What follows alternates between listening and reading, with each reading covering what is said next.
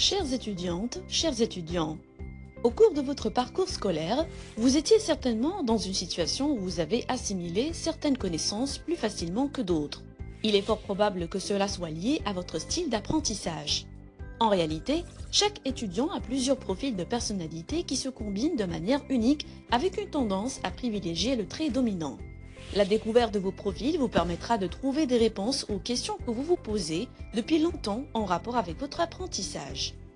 Dans ce chapitre, nous allons explorer deux éléments importants pour améliorer votre efficacité en matière d'apprentissage: les styles d'apprentissage et la gestion du temps et du stress. À l'issue de ce chapitre, vous serez en mesure de définir votre style d'apprentissage, découvrir les caractéristiques des registres sensoriels, planifier et organiser votre travail universitaire en présentiel et à distance.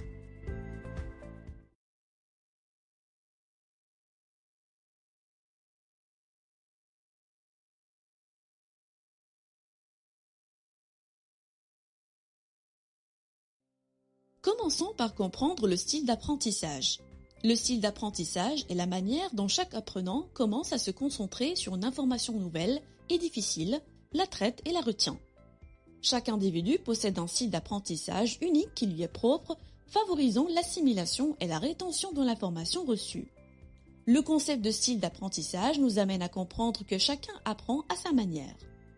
Cela signifie que chaque individu a sa propre méthode pour comprendre et mémoriser les nouvelles connaissances, ce qui souligne l'importance du style d'apprentissage dans le processus d'apprentissage. Le style d'apprentissage peut avoir un impact significatif sur les résultats de l'apprentissage, car il influe sur la façon dont une personne perçoit et assimile l'information. En déterminant votre style d'apprentissage, vous augmenterez votre implication et vos chances de succès.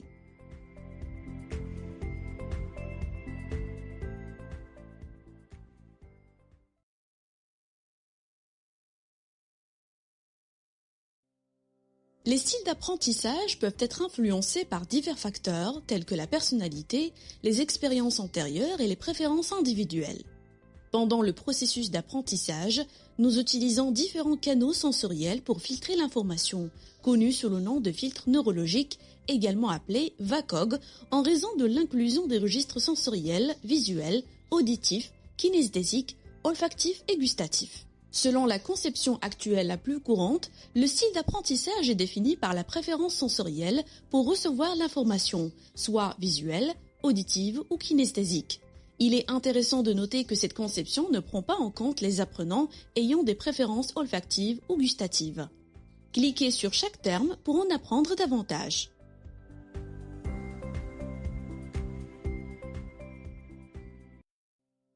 Ce registre utilise la vue pour percevoir l'information. Si vous êtes un apprenant visuel, il est recommandé d'utiliser des supports visuels tels que des graphiques, des images ou des vidéos pour faciliter la compréhension. Il peut également être utile de prendre des notes sous forme de mind maps ou de schémas pour mieux organiser les informations.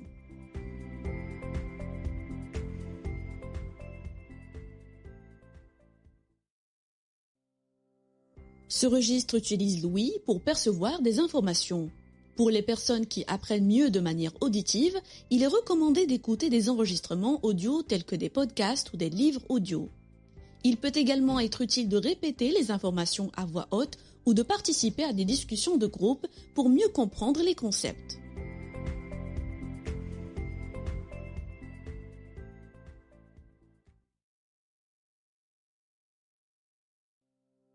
Ce type de modalité sensorielle se sert de la sensation tactile et du mouvement pour traiter l'information.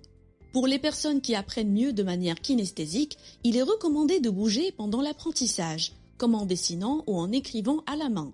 Il est également conseillé de manipuler des objets concrets ou de faire des expériences pour mieux comprendre les concepts.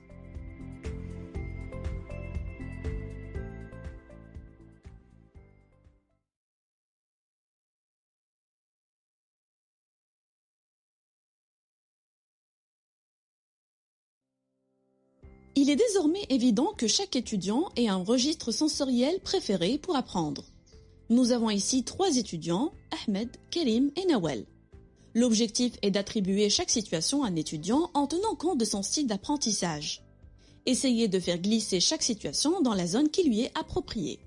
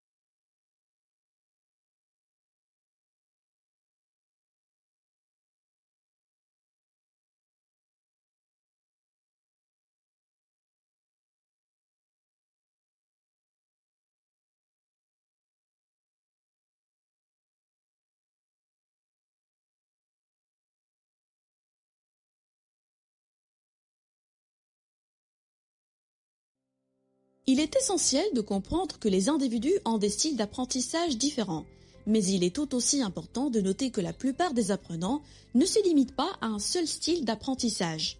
En effet, les apprenants peuvent utiliser différentes combinaisons de styles en fonction de la situation d'apprentissage. Par exemple, un apprenant peut préférer l'apprentissage visuel lorsqu'il s'agit de mémoriser des données numériques, mais préférer l'apprentissage kinesthésique lorsqu'il s'agit d'apprendre une nouvelle compétence pratique.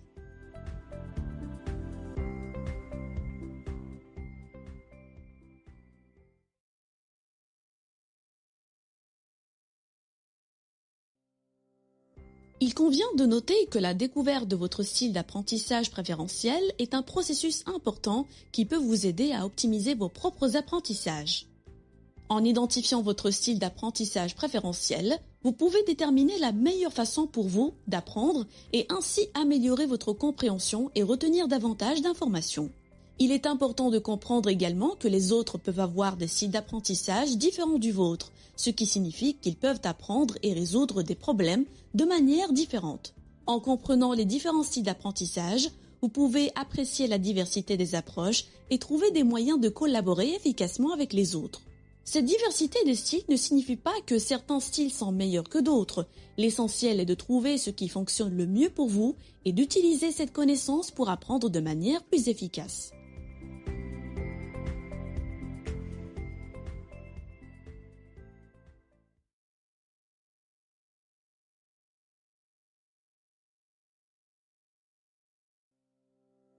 Passons maintenant à la deuxième partie de ce chapitre. Au cours de cette partie, nous aborderons la notion de la gestion du temps. Tout d'abord, il est important de comprendre que la perception du temps est subjective selon les individus. Cette perception est influencée par divers facteurs tels que le milieu de vie, la formation, les habitudes et le rythme de travail. En conséquence, la manière dont nous évaluons le temps peut être erronée, notamment en raison de comportements tels que la procrastination qui entravent une gestion efficace du temps.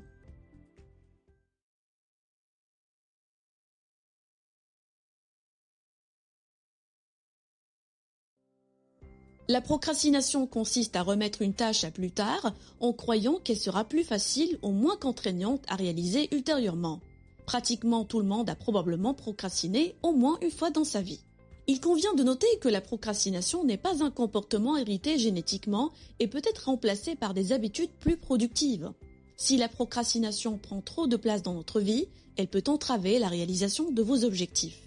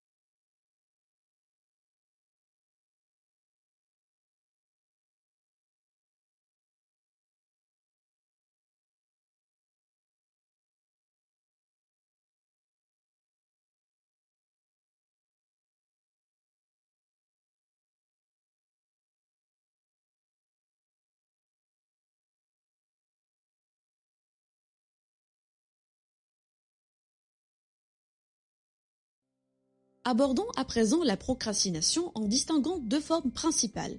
La procrastination face à un devoir et la procrastination face à un vouloir. Cliquez sur chaque terme pour en savoir plus.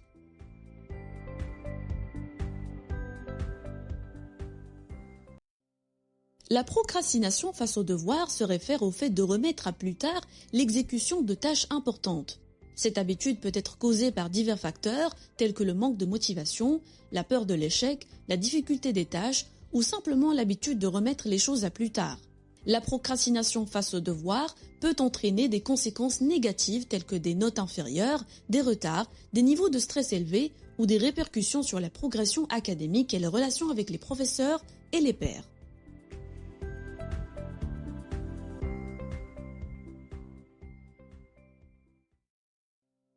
La procrastination face au vouloir désigne le fait de retarder la réalisation de tâches importantes au profit d'activités plus agréables, ce qui peut avoir des répercussions négatives sur la motivation et l'implication dans des projets essentiels. Ce phénomène est fréquent chez les étudiants qui font face à de multiples sources de distraction, notamment les réseaux sociaux et les plateformes de vidéos qui sont facilement accessibles à partir de leurs outils de travail tels que les ordinateurs, les téléphones portables et les tablettes. Alors, la question qui se poserait serait comment joindre l'utile à l'agréable?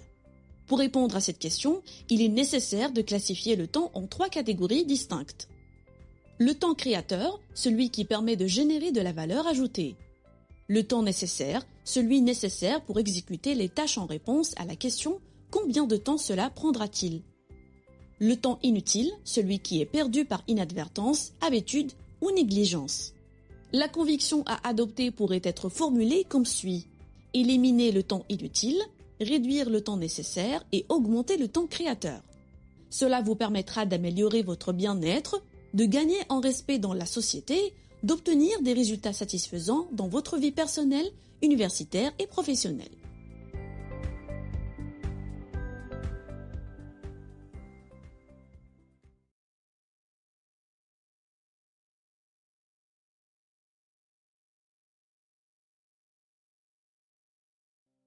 Il est désormais évident que votre réussite universitaire repose sur votre aptitude à bien gérer votre temps pour suivre vos cours, vos activités et vos engagements quotidiens. Pour y parvenir, vous devez suivre 3 étapes essentielles. Tout d'abord, évaluer les attentes de votre environnement universitaire dans lequel vous évoluerez, déterminer vos priorités et organiser votre travail de manière séquentielle. Cliquez sur chaque étape pour en savoir plus.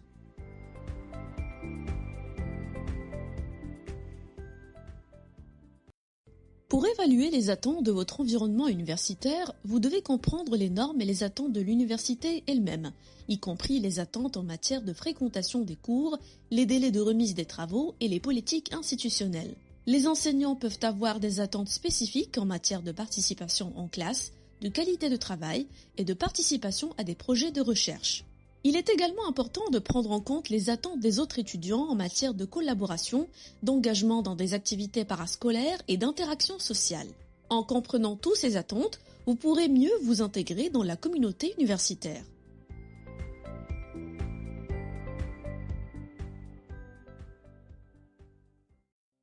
Pour bien s'organiser, il est important de choisir les tâches à effectuer en fonction de leur niveau de priorité. L'utilisation de la grille d'Eisenhower, un outil de gestion du temps populaire et efficace dans le monde entier, peut vous aider dans cette démarche. Cette grille vous permet de classer vos tâches en fonction de leur degré d'urgence et d'importance, en utilisant 2 axes distincts. Les tâches urgentes sont celles qui requièrent une attention immédiate car elles ont une échéance précise ou supposée proche, et les tâches importantes sont celles qui ont un impact significatif sur l'accomplissement de vos objectifs à long terme. On obtient ainsi la matrice suivante. Cadran 1, les tâches urgentes et importantes. Cadran 2, les tâches importantes mais peu urgentes. Cadran 3, les tâches urgentes mais pas importantes. Et cadran 4, les tâches sans importance et non urgentes.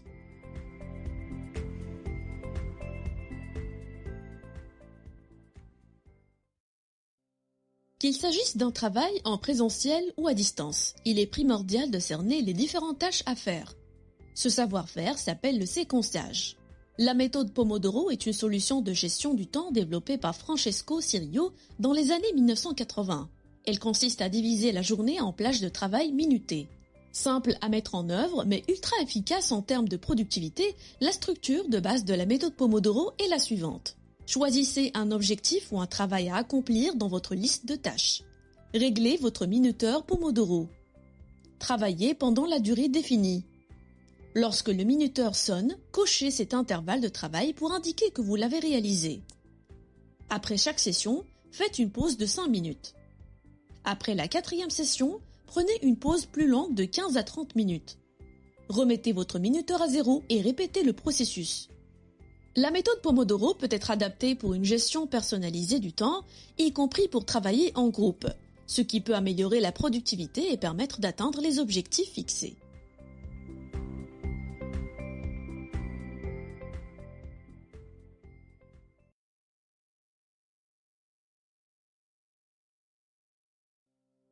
En plus de la nécessité de réévaluer votre perception du temps et de rationaliser la procrastination, il est primordial de bien interpréter vos propres ressentis. Cela implique une compréhension approfondie des différentes formes de stress qui peuvent se manifester pendant l'exécution de tâches en fonction des circonstances rencontrées.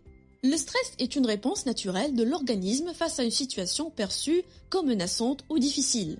Cependant, il peut se manifester de différentes manières et avoir des effets différents sur notre performance et notre bien-être.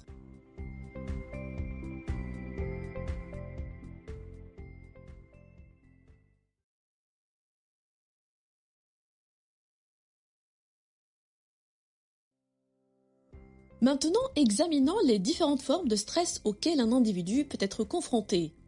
Il existe 3 types de stress. Le stress productif, le stress improductif et le stress paralysant. Pour en savoir plus sur chaque type, il suffit de cliquer dessus.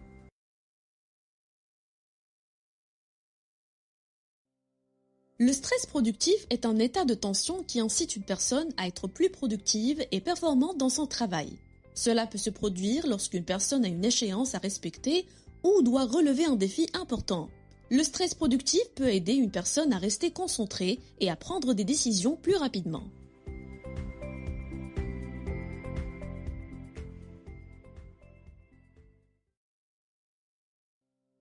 Le stress improductif peut avoir des effets négatifs sur la performance et la santé mentale des individus.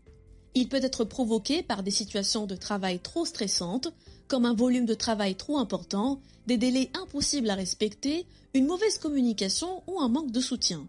Le stress improductif peut entraîner une baisse de motivation, une diminution de la productivité et de la créativité, ainsi que des problèmes de santé tels que l'anxiété et la dépression.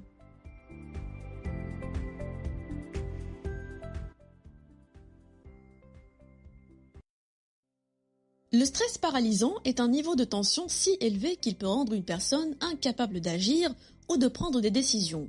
Cela peut se produire lorsque les demandes de travail sont trop élevées ou lorsque la personne se sent dépassée par les événements. Le stress paralysant peut entraîner une incapacité à se concentrer, une prise de décision difficile, des troubles du sommeil ou une fatigue mentale.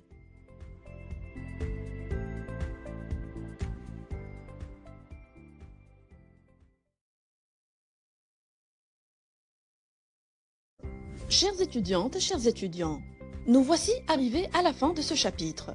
Concernant les styles d'apprentissage, nous pouvons dire que comprendre votre propre style d'apprentissage est important pour améliorer vos résultats académiques. Les styles d'apprentissage ont des préférences différentes en termes de méthode d'étude et de traitement de l'information. Il est important de comprendre ces préférences pour choisir des stratégies d'étude efficaces qui vous conviennent. Concernant la gestion du temps, nous pouvons dire qu'en planifiant efficacement votre temps d'étude, vous pouvez vous assurer que vous avez suffisamment de temps pour vous concentrer sur vos priorités académiques tout en équilibrant vos autres responsabilités et activités. Des stratégies telles que la planification des horaires, la priorisation des tâches et l'élimination des distractions peuvent vous aider à gérer efficacement votre temps. En fin de compte, le développement des compétences en matière de style d'apprentissage et de gestion du temps peut vous aider à devenir un étudiant plus efficace et à réussir dans vos études universitaires. Notez que vous pouvez télécharger le contenu de ce chapitre en version PDF en cliquant sur ce bouton ou via la rubrique Ressources. Maintenant, je vous invite à passer un quiz afin de vérifier le degré de votre assimilation des connaissances abordées dans ce chapitre. À bientôt!